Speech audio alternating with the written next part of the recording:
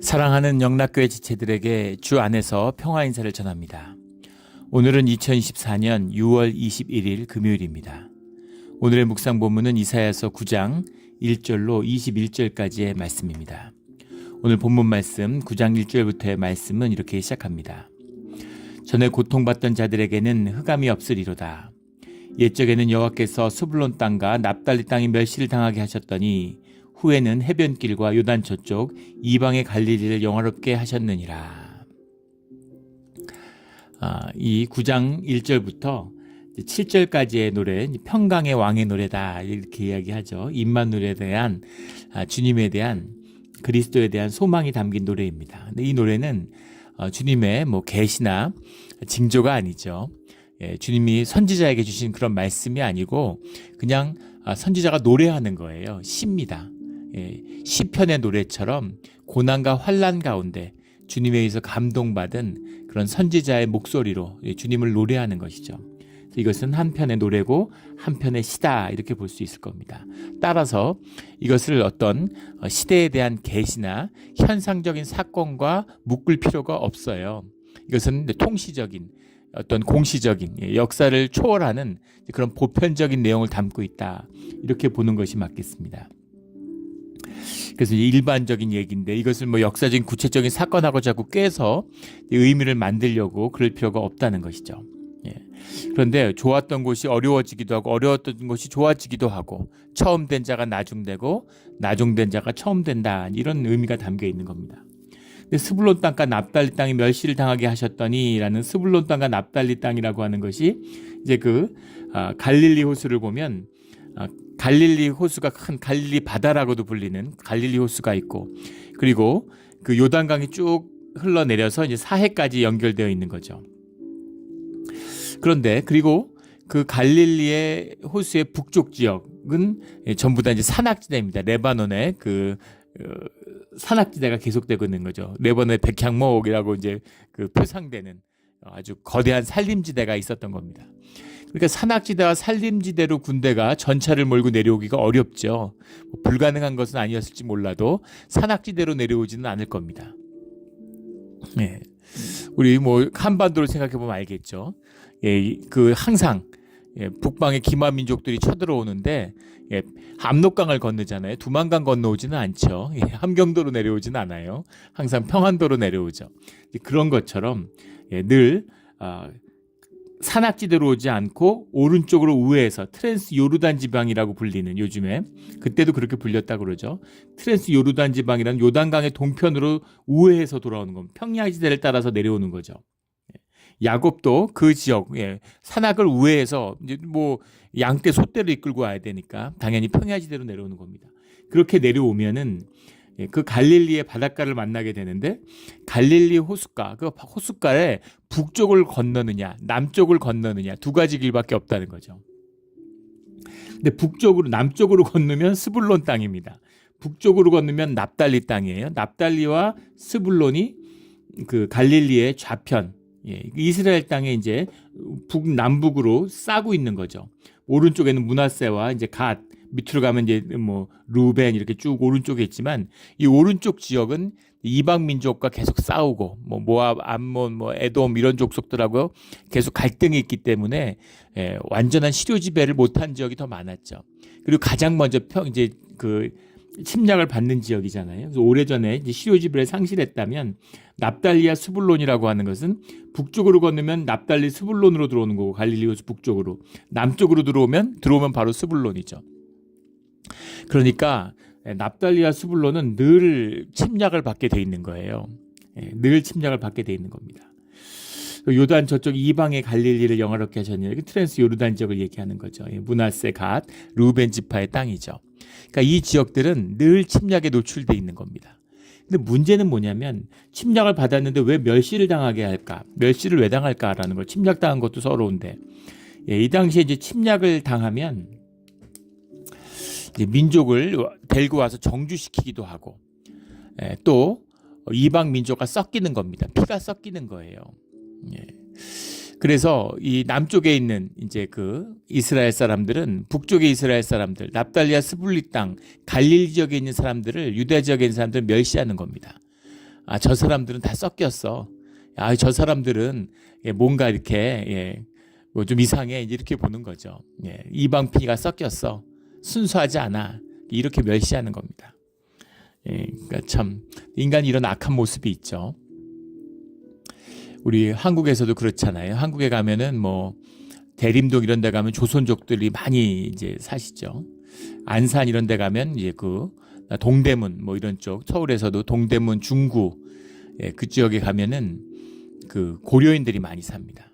중앙아시아 사람들, 뭐 러시아에서 온 사람들이 거기 이제 많이 상권이 형성되니까 그 지역에 살다 왔잖아요. 그리고 그 사람들을 상대로 하는 이제 사업 같은 거, 무슨 식당 이런 것들을 이제 고려인들이 많이 하죠. 근데 이제 고려인들, 이제 조선족들, 그런데 조선족들을 보면은 말투도 그렇고 우리말을 쓰지만 좀 이제 이질감을 느끼는 거죠. 고려인은 더 하죠. 고려인들은 이제 그렇게 혼혈들이 많아요. 그래서 이제 한국 사람 같은데 조금 다르게 느껴지는 거죠. 그래가지고 이제 이렇게 차별하고, 다 한국 사람인데 한국 국적을 회복해도 고려인은 고려인이라고 그러고 조선족은 조선족이라고 그러고 차별받는 그 서름 같은 것을 이제 들은 적이 있습니다. 그런 거죠.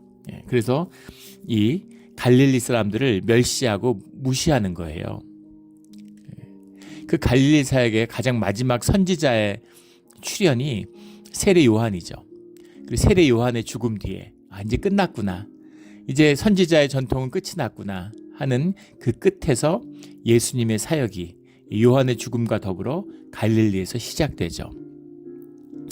이것이 이제 기가 막힌 주님의 섭리고 구속의 그런 역사의 흐름입니다. 그래서 갈릴리에 주님이 오시는 거죠. 주님이 갈릴리에는 오시지 않을 것 같은데 갈릴리에 오신 거예요. 주님이 다시 오셨는데 고려인이나 조선족으로 오셨다고 한번 생각해 보십시오. 사람들이 받아들이기 쉽겠어요? 조선족으로 온 주님이 막 강남 이런 데서 복음을 선포한다고 생각해 보십시오. 누가 귀 기울여 듣겠습니까? 그런 걸 생각하시면 되는 거예요. 그런데 요단 저쪽 이방의 갈릴리를 영화롭게 하셨느니라. 이 말씀 자체가 주님의 그리스도의 임재에 대한 그런 꿈을 담고 있는 것이죠. 3절에 보면 주께서 이 나라를 창성하게 하시며 추수하는 즐거움과 탈출부를 나눌 때의 즐거움과 같이 그들이 주 앞에서 즐거워하오니 임마누엘이죠. 주님이 함께 하시는 그 기쁨으로 기뻐하는 그런 백성들, 그의 땅이 열린다라는 겁니다. 2절에 흑암에 행하던 백성이 큰 빛을 보고 사망이 그늘 땅에 거주하던 자에게 빛이 비추조다. 그런 그리스도가 오시는 것으로 인한 그 꿈을 노래하고 있는 겁니다.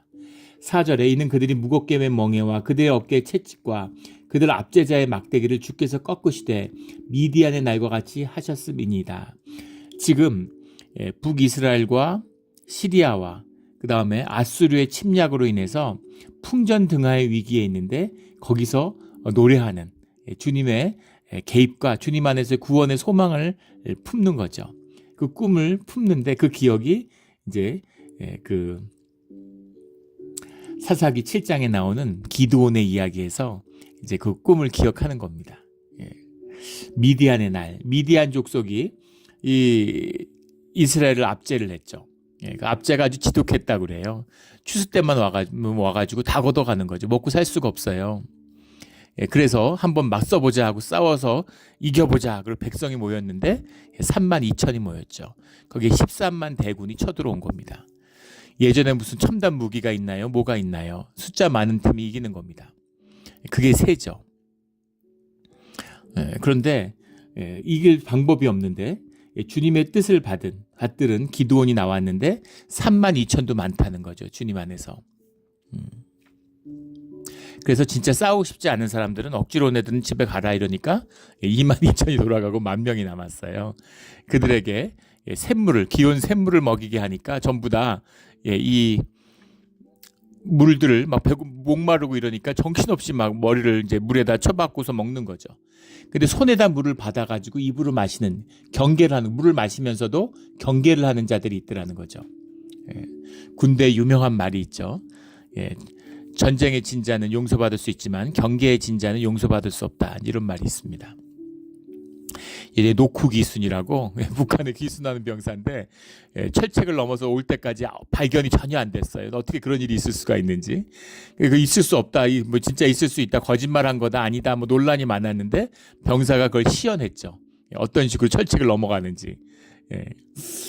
왔는데 아무도 알아본 사람이 없으니까 내무반에 와서 문을 두드려 가지고 자기 귀순했는데 누구 좀 나와봐라. 이래서 노쿠 귀순이라고 언론에서 이름을 붙여서 유명해졌죠. 그것 때문에 합참의장이 경질됐습니다.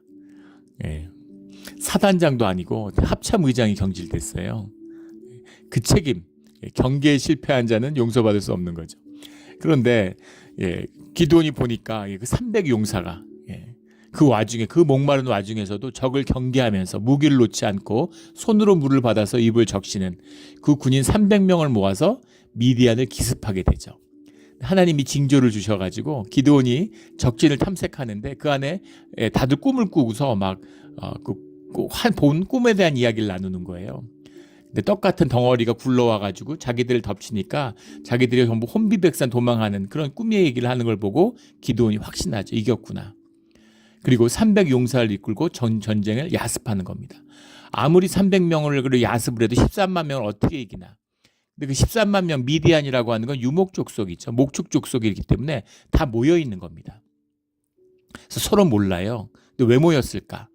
탈취하고 노력하는 거에 대한 기쁨이 있기 때문인 거죠. 그래서 같이 잠시 팝업 스토어처럼 잠깐 모여가지고 같이 이제 가서 노략질하고 털고 또 흩어지는 겁니다. 근데 모여 있으니까 서로 모르고 사실 말도 안 통했겠죠. 그렇게 모여 있는데 그 중앙아시아의 기목민족 이렇게 생각하면 되는 거잖아요.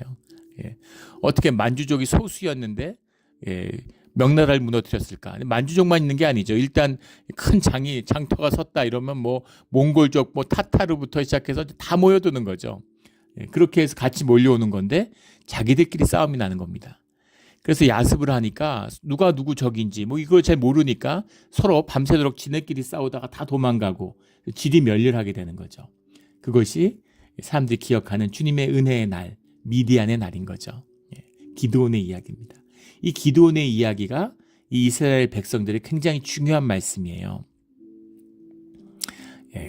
그 환난과 그 수탈 속에서도 소망을 잃지 않는 주님의 기적적인 승리, 기드온의 이야기고 앞으로 나오게 될 히스기야의 이야기죠. 그 이야기가 늘 주의 자녀들에게 빛의 소망이 되는 거죠. 그 소망을 노래하는 겁니다. 근데 그런 하나님의 왕국이 임하는 그 그리스도가 임하는 주님의 왕과 같은 그 제사장이 임하는 그 꿈을 노래하고 있는 건데 그 꿈의 노래가 6절에 이어지는 이는 한 아기가 우리에게 낳고 우리들 성탈절 때 나누는 이제 그리스도의 꿈이죠. 한 아들을 우리에게 주신 바 되었는데 그의 어깨는 정사를 메었고 정사라는 게 미슬라흐라는 말이죠. 미슬라흐라는 말인데 미슬라흐라는 말이 이제 통치하다, 뭐 룰, 도미니언 이런 말이에요. 근데 이제 통치하다는 게 왕권을 상징하는 건데 왕증을 상징하는 그 열쇠인 경우도 있고 뭐 이제 여러 가지 그 왕권을 상징하는 물건인 거죠. 그걸 이제 금줄 같은 데 달아가지고 들고 다닐 수가 없으니까 그것을 이제 어깨에 걸치고 다녔다는 거죠. 거기서 유래됐다는 겁니다. 정사를 메었다라는 말이 좀 통치를 어깨에 메었다 이런 표현으로 나오는데 거기서 표상된 왕의 상징을 어깨에 맨 통치하는 자다, 왕이다 이런 말이죠. 그의 이름은 기묘자라, 펠레라는 말인데 원더라는 뜻입니다. 원더, 모사라, 카운셀러죠. 요베츠라고 하는 카운셀러 하는 사람이라. 지혜 있는 자다 이런 말이죠. 전능하신 하나님이라 엘 기뽀르라는 말인데 엘도 하나님, 기뽀르라는 게 이제 강한 위대한 그런 하나님, 전능하신 하나님 엘 기포르, 영존하시는 아버지라 평강의 왕이라. 평강의 왕 이런 말이 이제 사르 샬롬, 사르라는 게 이제 프린스, 왕자를 말하는 거잖아요. 사르 샬롬 하면은 이제 평강의 왕. 근데 앞에 영존하는 아버지가 아비아드라는 말인데 영원하다, 에버래스팅 이런 거죠. 그런데 아비아드인데 아버지가 없어요. 그래서 이제 영존하시는 평강의 왕이라 이게 더 맞을 것 같은데 왜냐하면 아비아드 엘 기포르 아비아드 샤르 살롬이니까 영원한 평강의 왕 이렇게 해석하는 게 더 맞지 않을까 싶습니다. 예. 그의 정서와 평강의 더함이 무궁하며 다윗의 왕자 그의 나라에 군림하여 그 나라를 굳게 세우고 지음 위로 영원히 정의와 공의로 그것을 보존하실 것이라. 그리스도의 꿈이죠. 예. 그런 분이 올 거라는 것을 가장 어려운 시기에 가장 그 해가 떠오르기 전에 가장 어둡다 그러잖아요. 가장 어두워진 다음에 해가 떠오르는 거죠. 마치 석양의 빛을 발하고 밝다가 어두워지는 것처럼.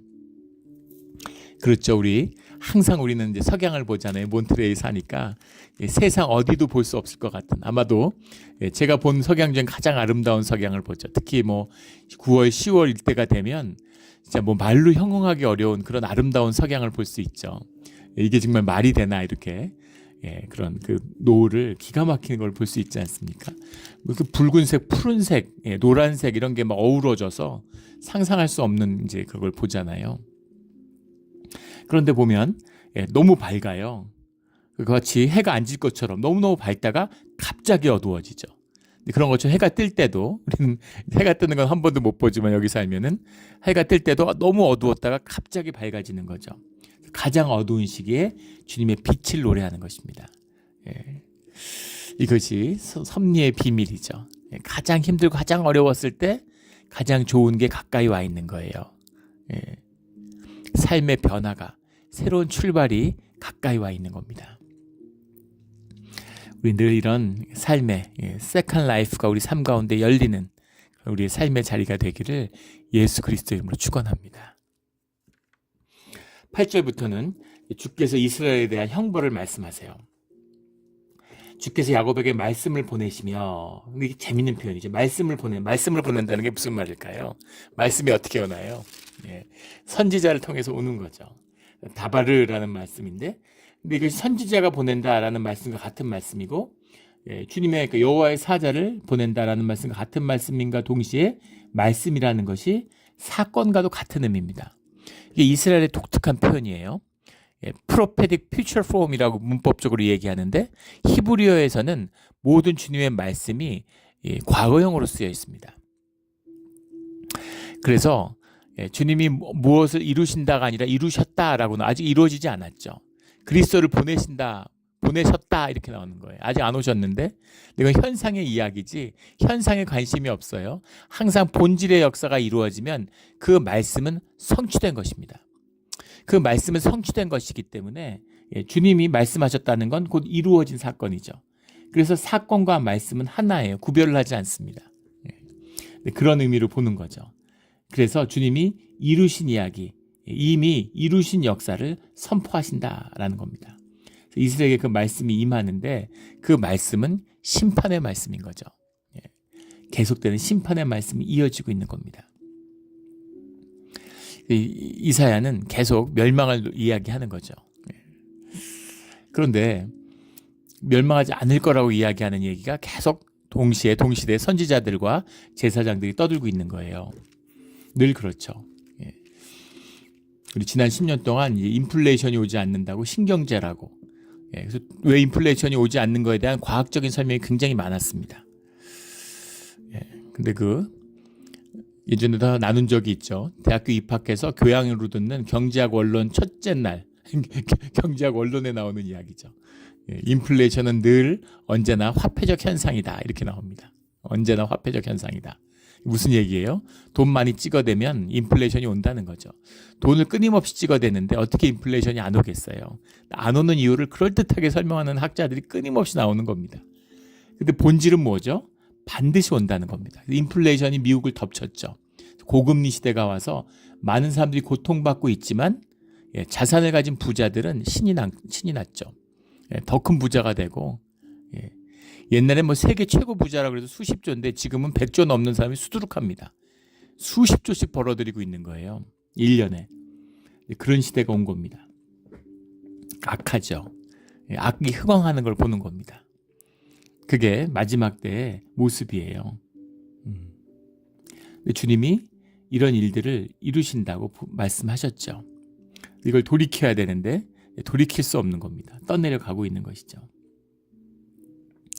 모든 백성 곧 에브라임과 사마리아의 주민들이 알 것이거늘 그들이 교만하고 완악한 마음으로 말하기를 주님의 심판이 임했는데 10절에 벽돌이 무너졌으나 우리는 다듬은 돌로 쌓고 뽕나무들이 찍혔으나 우리는 백향목으로 그것을 대신하리라 하는도다. 무너졌지만 우리가 다시 세우면 돼. 침략 받았는데 다시 복원하면 돼. 근데 이번은 그런 게 아니다라는 거죠. 시련이 아니라 패망이라는 겁니다. 멸망이라는 거예요. 이제 이스라엘은 끝나. 북이스라엘은 이제 없어. 이 얘기죠. 사마리아는 멸망이야. 이 얘기인데 우리가 뭐 침략 받았지만 전쟁에서 졌지만 다시 일으키면 되지. 그런 날은 오지 않는다라는 거죠. 그래서 그것을 정하는 것은 주님이시다라는 겁니다. 사업하는 분들도 많이 느끼시죠. 기운이 함께 할 때는, 은혜가 함께 할 때는 계속 실수하고 뭐 어려움을 당하고 별일을 다 당해도 계속 번창하는 거죠. 근데 망하기 시작할 때는 아무 일도 아닌 것 같은데, 별일 아닌 것 같은데 계속 쇠퇴하고 망하는 겁니다. 이게 이제 비밀이에요. 그래서 우리는 끄떡없어. 우리는 할 수 있어. 근데 그렇게 되지 않는다는 거죠. 12절에 앞에는 아람 사람이요 뒤에는 블레셋 사람이라. 그래서 지금 시리아를 마주보고 있는 그 예루살렘의 시각으로, 유다의 시각으로 얘기하지만 사실은 이제 지리적인 의미가 담겨 있는 건 아니죠. 아랍 사람들이 앞에서 쳐들어오는데 뒤에서는 블레셋이 쳐들어. 블레셋은 늘 남유다만 괴롭히죠. 그 블레셋은 남쪽에 있으니까, 팔레스타인 남쪽에, 위에는 시리아가 있으니까 앞뒤로 터지고 있는 겁니다. 그들이 모두 입을 벌려 이스라엘을 삼키리라. 그럴지라도 여호와의 진노가 돌아서지 아니하며 그의 손이 여전히 펴져 있으리라. 오늘 반복돼서 나오는 말씀이 12절에도 17절에도 21절에도 그의 손이 여전히 펴져 있으리라. 그의 심판이 멈추지 않는다라는 겁니다. 그래서 우리 뭐 한 대 맞으면 끝나겠지. 근데 오늘 이번에는 그런 이야기가 아니다. 이런 얘기예요. 한번 혼나고 마는 그런 이야기가 아니야. 이런 말이죠. 14절에 그러므로 여호와께서 하루 사이에 이스라엘 중에서 백성들이 치시는데 돌아오지 않으니까 그 중에서 머리와 꼬리와 종려나무 가지와 갈대를 끊으시리니. 그래서 정말 큰 환란이 닥치면 그때는 잘 살고 못 살고 이런 게 없어요. 마실 물과 쌀이 귀해지는 겁니다. 돈이라는 게 휴지가 돼버리죠. 예전에 한번 그런 얘기 나눴죠. 콜롬비아의 마약 왕인데 그 돈을 곳곳에 묻어두고 세계 그 손가락에 꼽히는 그런 부자였다는 거 아니에요. 80년대. 그 당시에 그 한국 콜롬비아의 GDP보다 많은 수입을 그 개인이 벌어들였대요. 그런데 너무 이제 기고만장하다가 그 콜롬비아에 들어와 있는 그 DEA 요원을 죽였죠. 그래서 미국하고 이제 마약 전쟁을 시작되게 됐는데 나중에 쫓기다가 CIA, DEA 이런 요원들에게 쫓기다가 결국 그 손에 죽었는데 도망 다니는데 정글에 숨어 도망 다니는데 그 아지트마다 돈을 숨겨놨잖아요. 달러를 숨겨놨는데 그 너무 추우니까 그 달러를 태웠다는 거 아닙니까? 그래서 하루에 6천만 불씩을 불쏘시개로 태웠대요. 근데 아무것도 아니죠. 6천만 불 태워봐야 그 6천만 불 해봐 쇼파 하나 정도 크기라 그러더라고요. 쌓아놓으면은. 그러니까 그거를 이제 밤새 벌벌 떨면서 한 번에 태우면 안 되니까 조금씩 이렇게 태우면서 추위를 이겼다는 겁니다. 그런 거죠. 진짜 환란이 당하면 잘 사나 못 사나 힘이 있으나 없으나 다 죽을 맛인 거죠. 종려나무와 가지와 갈대를 끊으시니, 종려나무는 우리 잘 아는 것처럼 고귀함의 상징이고 유대의 상징이죠. 은혜의 상징입니다. 근데 갈대라고 하는 거, 갈대는 이제 늪이나 시궁창에서 자라잖아요. 천한 것, 천함, 흔함, 이제 이런 거를 상징하고, 우리 요즘에 이제 그런 말 안 쓰고 그런 말 쓰면 큰일 나죠. 이제 시대가 바뀌어서. 근데 예전에는 그런 말 드라마나 TV 같은 데도 쉽게 나왔습니다. 여자의 마음은 갈대와 같다. 이런 식으로. 지금은 성폭력으로 아마 고발당할 거예요. 아마 무슨 방송 이런 거 다시 못 나올 겁니다. 네, 저희 어릴 적만 해도 한 4, 50년 전, 40년 전, 30년 전 이럴 때만 해도 그런 말들을 들을 수가 있었어요. 뭔가 이렇게 깊지 않은, 값어치 없는, 쉽게 흔들리는 그런 것의 표상이 갈대죠. 늪에 자라니까, 시궁창에 자라니까 천한 자다, 이런 뜻이 들어있는 겁니다. 그래서 종려나무와 갈대가 다 끊어진다, 이런 말이죠. 15절에 그 머리는 장로와 존귀한 자요 그 꼬리는 거짓말을 가르치는 선지자라. 장로보다 선지자를 더 아래 두었다는 거죠. 꼬리라 그러니까. 꼬리라는 말에는 예, 그 개가 꼬리를 흔들잖아요. 그래서 아부란 뜻이 들어 있습니다. 예, 그래서 이 어떤 비열함, 예, 그렇죠. 사람들이 비유를 맞히는 듣고 싶은 말을 해주는 거죠. 선지자들이. 그래서 더 비천하고 더 비열하고 더 나쁜 거죠. 예. 주님이 제일 싫어하는 게 종교인이잖아요. 직업적인 종교인들. 그 비열함. 예, 선지자들이 거짓말을 가르치는 선지자다. 꼬리는 그들을 향해서 손이 여전히 펴져 있다. 예, 멸망을 당한다. 주님이 하시는 말씀이죠. 18절 19절에 대저 악행은 불타오르는 것 같으니 찔레와 가시를 삼키며 빽빽한 수풀을 살라 연기가 위로 올라가게 함과 같을 것이라. 19절에 만군의 여호와의 진노로 말미암아 이 땅이 불타리니. 예, 불타오르는 것, 악행은 불타오르는 것과 같다. 예. 불씨라고 하는 거, 이게 신학적으로 굉장히 중요한 말인데, 불씨라고 하는 것은 우리 안에 있는 겁니다. 불씨가 있다고 불타오르지 않죠. 예.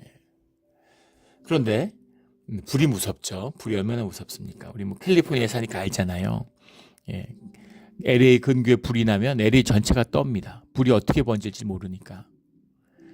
예, 불이 얼마나 무서운지. 우리 예전에 그 산타로사 쪽에 그 화재가 났을 때 한 6, 7년 된 것 같은데, 그때 이제 우리 교회에서 헌금해가지고 그거를 거기 그 산타로사에 있는 교회에 전달하러 갔었어요. 근데 가서 충격을 받았습니다. 예, 거기 이제 굉장히 부촌을 휩쓸었죠. 예, 대부분 이제 한인들이 좋은 동네 사시잖아요.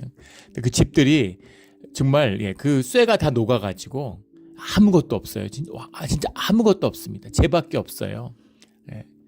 뭐 자동차고 건물이고 그냥 완전히 다 녹여버리는 거죠. 그래서 불이 이렇게 무섭구나라는 걸 알았습니다.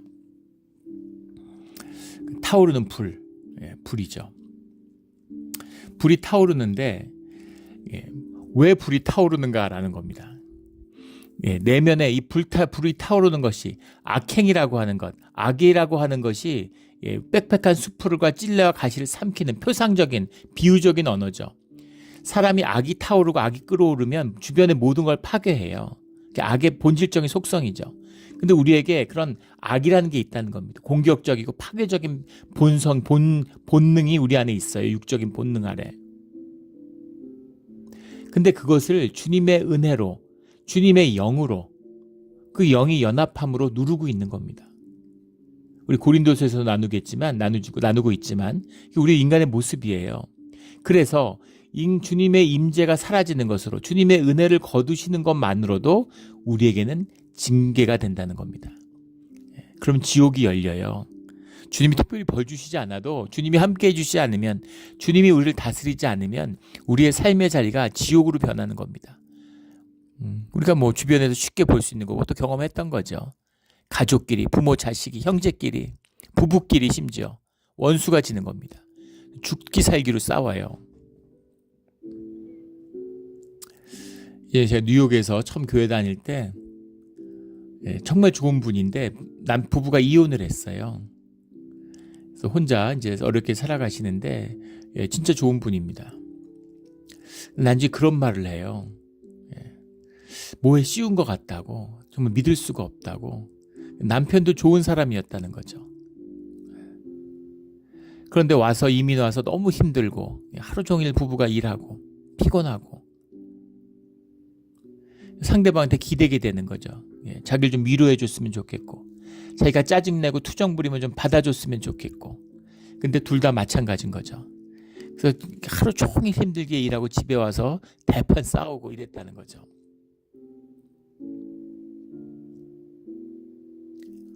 자식들이 원수같이 느껴지더래요. 짐같이 느껴지고, 저것들 때문에 내 인생을 바꿀 수가 없구나, 새로운 삶을 시작할 수가 없구나. 나중에 예배 자리에서 펑펑 눈물을 쏟게 되는 거죠. 주님을 다시 만나고 주님의 은혜가 회복되고 정신을 차리고 나니까 너무너무 고통스럽고 너무너무 죄스러운 거죠. 그렇게 자식들에게 미안할 수가 없다는 겁니다. 애들은 잘못한 게 없는데, 애들을 잘 그때 힘들고 어려운 시기에 애들을 보살폈어야 되는데 애들한테 상처 주고 고통을 안겼구나. 남편도 힘들었을 텐데, 어려웠을 텐데 마음이 그렇게 되는 거죠. 그때 아껴주고 품었어야 되는데, 그때 서로 힘이 돼줬어야 되는데 미안한 거죠. 근데 더 신비한 건 애들이 집에 비즈니스라니까 잘 살아요. 집도 좋아요. 근데 아이들이 집에 안 있는 겁니다. 롱아일랜드에 사는데 애들이 맨하탄에 나가 살아요. 학교를 다니는데 롱아일랜드 맨하탄에서 등교해도 되는데 집에 있기가 싫었던 거죠. 엄마가 싫은 거죠. 근데 애들이 찾아오는 겁니다. 한 학기에 한 번 오는 애들이 한 달에 한 번 오고 일주일에 한 번 오고 그러다가 나중에는 엄마하고 같이 살겠다고 그러는 거죠. 그리고 이혼했던 남편이 찾아오는 거예요. 같이 다시 살자고, 해보자고. 이게 영의 역사죠. 뭘 잘해보려고 하고 뭘 해보려는 게 아닙니다.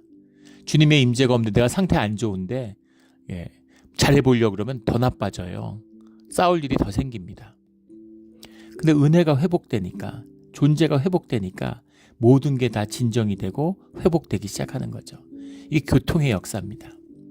그래서 그 불이 타오르는 것 같은, 여호와의 진노로 말미암아 이 땅이 불타리니, 주님이 뭐 불을 내려서 소멸하는 불로 임하실 수도 있겠죠.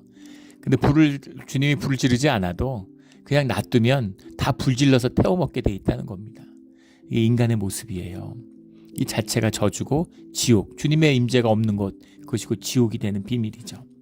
근데 그 얼마까지 비참해지냐면 20절에 오른쪽으로도 움킬지라도 줄이고 왼쪽으로 먹을지라도 배부르지 못하여, 환난이 아니어도, 전쟁이 나지 않아도 욕심과 탐욕에 붙잡으면 오른쪽으로 움켜져도 줄이고 왼쪽으로 먹어도 배부르지 못한 겁니다. 그 세계 손꼽히는 부자죠. 일본의 이제 큰 부자인데 또 제일 교포예요. 엄청난 부자인데 일본의 무슨 그 문예춘춘가요? 잡지에 그게 큰 화제가 됐는데, 일본에 뭐 그런 걸 많이 하죠. 흔히 탐사보도라고 하는데, 뭐 말은 그렇다지만 이제 유명 인사들 뒤를 캐는 거죠. 근데 그런 걸 굉장히 치밀하게 합니다. 일본 사람들이 그런 걸 잘해요.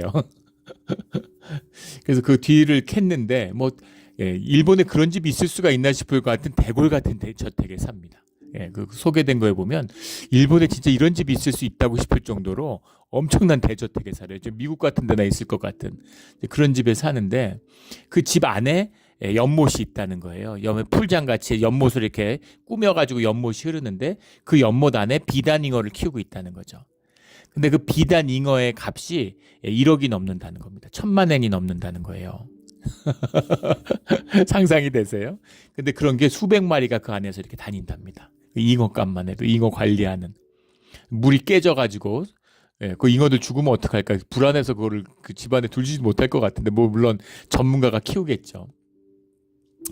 그러니까 자기 집에 잉어값만 수백억인 거예요, 집안에.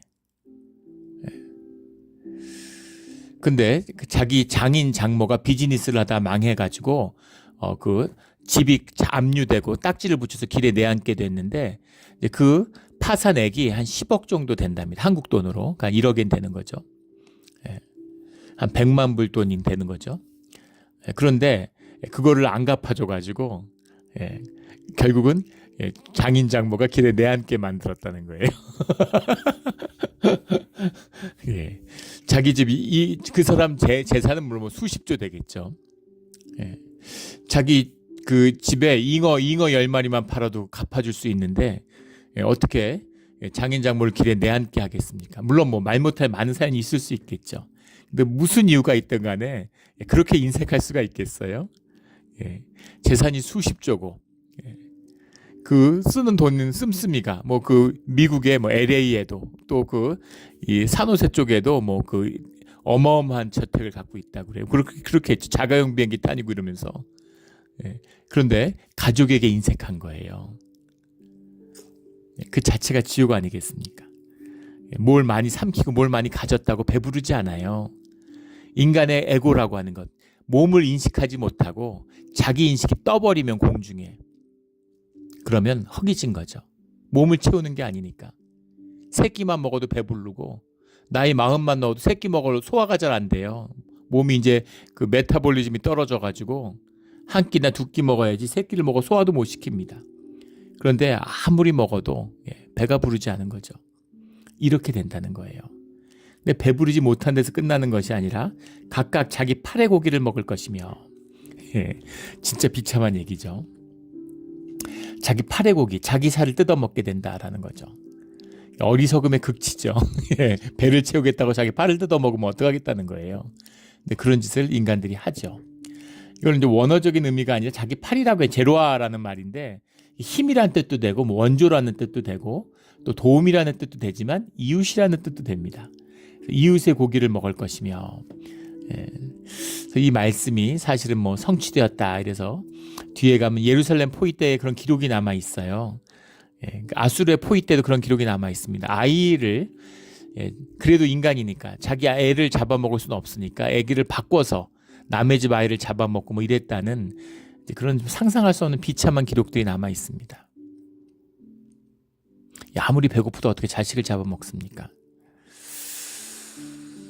이웃끼리 이제 그 약탈하고 이웃끼리 뜯어 먹어야 되는, 힘을 합하고 서로 도와줘야 되는데 이웃끼리 원수가 지는 거죠. 예전에 감옥으로부터의 사색인가 하는 책이 있었습니다.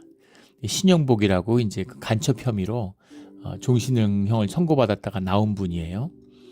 예, 근데 그분이 이제 자기 감옥에 있던 얘기는 굉장히 그 문학적인 이제 그런 그게 뛰어나서 글도 아주 수려하게 잘 쓰고 글씨도 잘 써서 이분이 뭐 신영복체라고 그래가지고 뭐 한국에도 여기저기 이런 데 많이 있습니다. 근데 그분 그 책에 보면 감옥에 있을 때 이야기가 나오는데 감옥으로부터의 사색이니까. 근데 그 책 중에 이제 제가 학생 때 읽었던 책이었는데 대학생 때 이럴 때 수십 년 됐죠.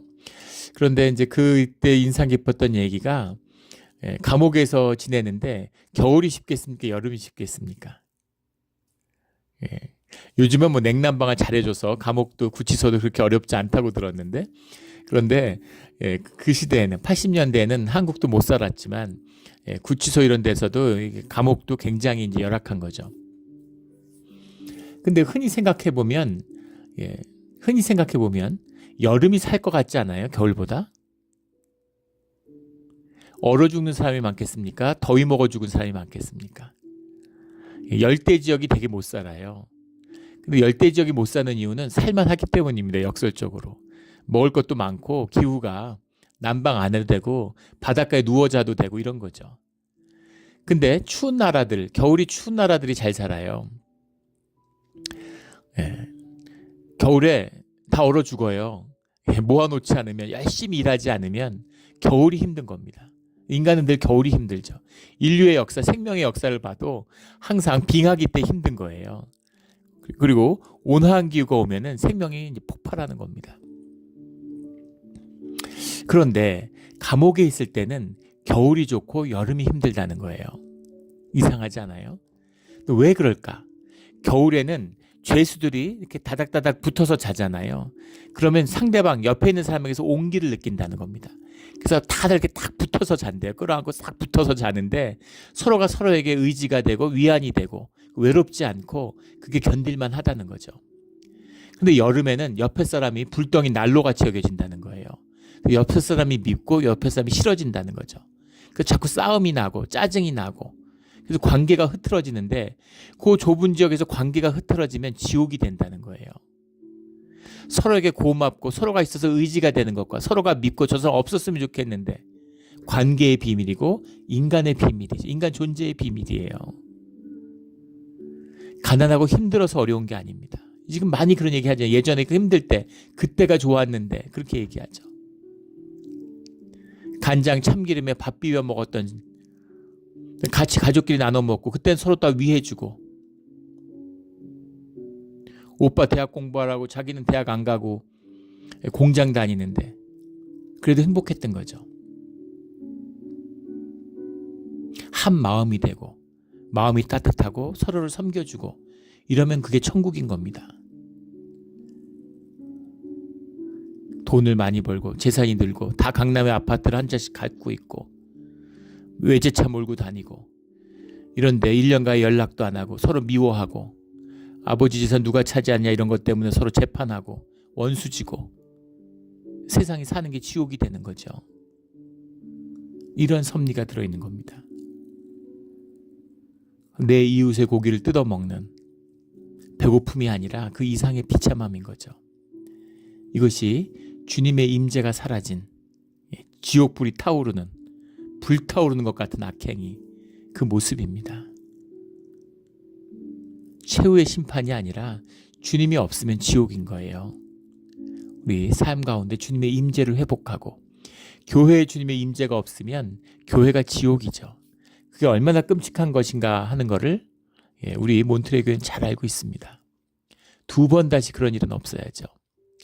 늘 예배를 세우고 예배 가운데 주님과 만나고, 주님은 참 좋은 분이시죠. 어떻게 무너졌던, 어떻게 망했던 우리가 다시 예배 가운데 예배의 마음을 모으고 모이면 주님이 찾아와 주시고 만나 주세요. 새로운 출발을 하는 겁니다. 기업과 관습에 묶이지 않는 주님의 자유함이 우리에게 허락되는 그 은혜죠. 그 은혜 가운데 늘 주님과 함께하는, 영원히 함께하는, 절대로 떨어지지 않는 우리 모두가 되기를, 세상의 모든 걸 놓쳐도 주님은 놓치지 않는 그런 우리 모두가 되기를 예수 그리스도 이름으로 축원합니다. 아멘. 함께 기도드리겠습니다. 하나님 아버지, 감사합니다. 주님의 임재의 소중함을 우리가 너무나 잘 압니다. 주님, 지옥을 살았습니다. 그리고 지금은 천국을 삽니다. 주님, 세상에 무슨 일이 있어도 주님과 함께하기를 소원합니다. 주님, 언제나 영원히 어디에서나 함께하여 주시옵소서. 감사하며 예수 그리스도 이름으로 기도드렸습니다. 아멘.